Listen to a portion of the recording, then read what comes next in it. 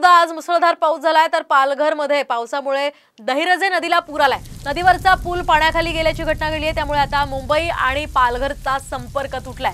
मनोर जवळ हा पूल आहे आणि यामुळे हा पूल पूर्णपणे पाण्याखाली गेलेला आहे। पालघरमध्ये आज सुद्धा मुसळधार पाऊस सुरू झालेला आहे। काल सुद्धा पालघरमध्ये मुसळधार पाऊस झालेला होता, त्यामुळे गावांचा संपर्क तुटला होता आणि त्यामुळे आता दहिरजे नदीला पूर आलेला आहे। नदीवरचा पूल पाण्याखाली गेल्यामुळे आता या ठिकाणी मुंबई आणि पालघरचा संपर्क तुटल्याची माहिती मिळते।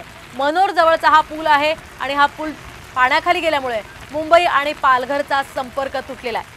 आपण ही दृश्य पाहतोय, संपूर्णपणे या परिसराला पाण्याने वेढा घातलेला आहे।